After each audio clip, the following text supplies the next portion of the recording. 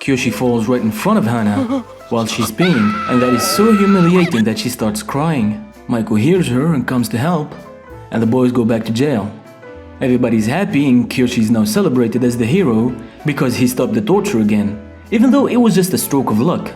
The high school chairman talks with Mari, saying it's probably too harsh to throw them in jail. So she responds, they committed serious offenses and deserve what they are going through.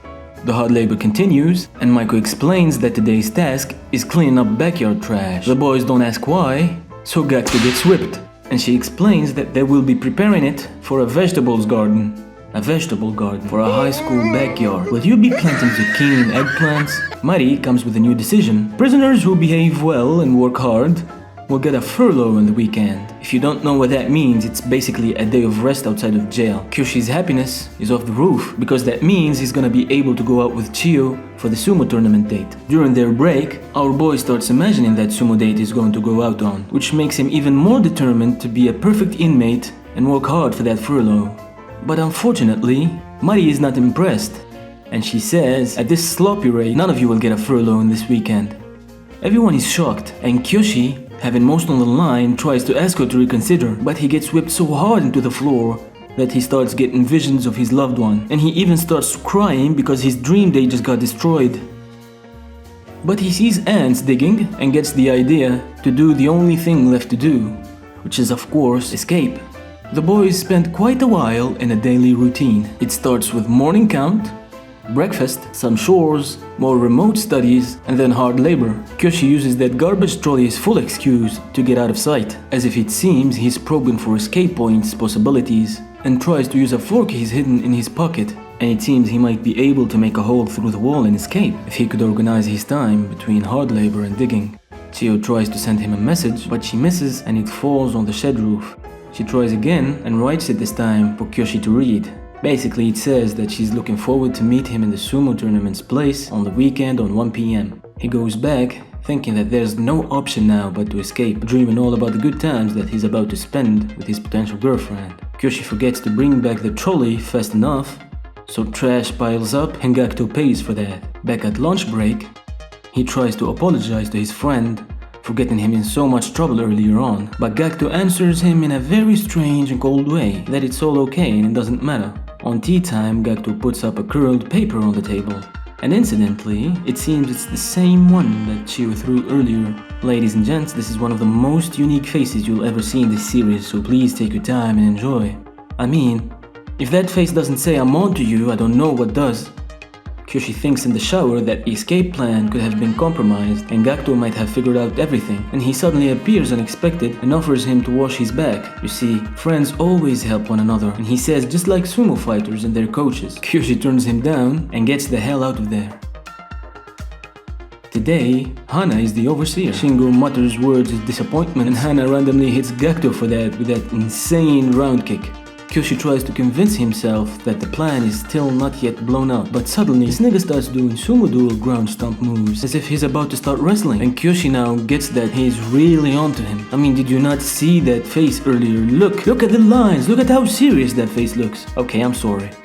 Hana of course doesn't like what he's doing and goes for a Muay Thai knee to the head of the poor fellow. He keeps digging nevertheless in spite of his comrade's weird questionable actions. Again, Hana shows up randomly and Kyoshi is now dodging bullets as he was just putting trash in its designated place. That's it. But it seems she's not interested in that. She's here for revenge. She tells him to pee in front of her so she can see him and they would be squared. He tries to refuse, but Hana says that she would beat him to death if he doesn't comply, and her karate belt could help her do that. Kyoshi sees no way out of this one, and it seems he's gonna have to do this. She asks him to turn around so she could see him, and she gets super close and wait to see the stream. Dear viewer, I got no words to describe the following scene, so let's just let it unfold.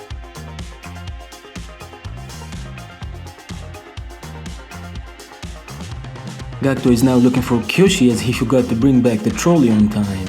And of course it was him who got the living shit kicked out of him because of that. Hana leaves, and now we know that Gakuto is both a friend in need and a friend indeed, as he saved his friend's dignity, if he had any at all left really. But he remembers the digging marks.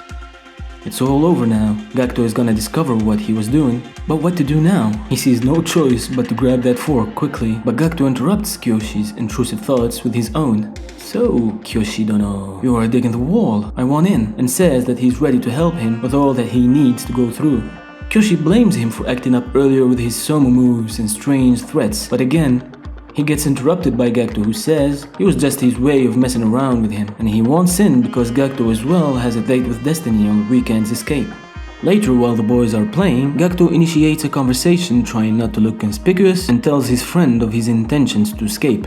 He wants to go to the Three Kingdoms drama story fair. This fair is made in honor of a novel, and he needs to get super special limited edition figurines that are sold once every 4 years. Shingo tries to intrude, asking about what they are doing, so not to raise any suspicion, they answer a casual and simple game of tic-tac-toe. Gakto continues to explain Kyoshi will need an hour by bus to go to the tournament's place, and maybe half an hour to an hour to watch the tournament matches, and then another hour to go back, which leaves us in total with 3 hours of absence. And 3 hours of absence without getting caught is impossible, which means the escape is not a one-man job. He continues, on the day of escape, he would go to the date and buys the figurines for him, and quid pro quo, he distracts the overseers. Kyoshi asks about how he's going to do that, so he grins and says with a lot of planning, and reveals that he just drew out a map for the entire high school to plan the escape, using Gomoko, which is Japanese for tic-tac-toe. Mari meets her dad, the high school chairman. But suddenly, his book falls, revealing inappropriate pictures unfitting for a man his age. Mari knows about her perverted father and gets more determined to be tough on the prisoners so that they don't grow up to be like him. Might be too late though. Our smart friend goes back to explaining one more time, indicating the place where the escape starts, and he implies that distracting the overseers all at once for 3 hours might be near impossible. Kyoshi is sad to hear this, but his friend reassures him that he always got an extra trick down his sleeve. Back at work, Kyoshi hides what seems to be a wood-cutting tool in the trolley, and Gakto once again, enraged by the absence of the trolley and Kyoshi taking so much time and he getting his face broken, he starts up a fight and the boys start getting rowdy. Hana interferes with an insane spin kick and drops the whole shed with Gakto's head. When Maiko arrives, Hana blames the boys, saying they started a fight and dropped the shed all on their own, and now they've done it and it seems it's time for some action. She whips out a horse-beating stick that she's got for these special occasions and starts whipping them harder than she ever done before. And she orders them to fix the shed, and here one of the first phases of their elaborate plan comes to fruition. Apparently they planned this all along, pretending to fight, while Kyoshi earlier on cut through just enough wood to have the shed collapse with one single blow. All of this so they get more time in the garbage area so they can dig, and their plans seem really ingenious, except for one small detail. Hana sits next to them to watch them work. Gakto says he might need a bit of time to get her off their backs because he didn't expect this surprising drift of events. Hana is afraid that Kyoshi might tell him what happened earlier, so she asks him about what were they whispering about, and she threatens him again that she's willing to kill him if he peeps a single word. And also, she repeats her request and serves him a nice full cup of tea to make sure that it happens.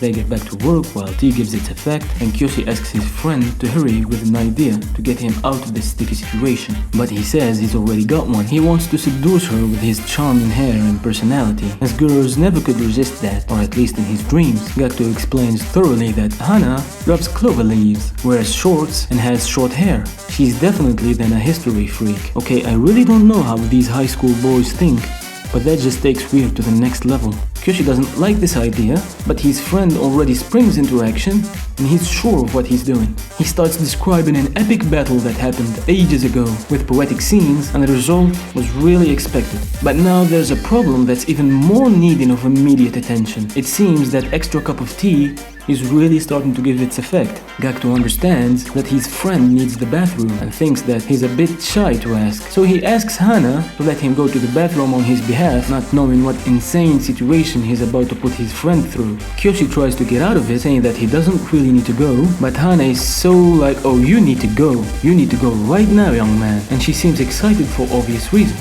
He's thinking, why does she have to come along? Of course she has to come along, so he gathers whatever courage he has and yeets the hell out with that. He gets into the bathroom and locks the door, but Hana got the parkour, skipping the entire wall, and orders him to do what they were there to do. He tries to resist as best he can, but this poor, weak, pathetic fella is no match for this monster. She forces his zipper down, but he keeps trying to push her away, all the meanwhile trying to hold it in. Hannah slips, pants go down, and it's a golden shower of freedom. Again, I'm sorry dear viewer, I got no better words to describe this scene. Hannah says to Maiko that she had an accident and slipped into the toilet, and Kyoshi runs the hell out of there having hid ninja style in the next bathroom cabin. Maiko says that Hannah is not feeling well and gives them the rest of the day to rest. Gakto smiles and asks him about the tactic he used to distract Hannah, but he tells him to drop it. He keeps insisting, and Maiko doesn't like this talking out of turn. And as she warned him before from doing so, she whips the glasses out of that boy's face. Thank you so much dear viewer for watching thus far, and please don't forget to subscribe. Stay awesome until we meet again.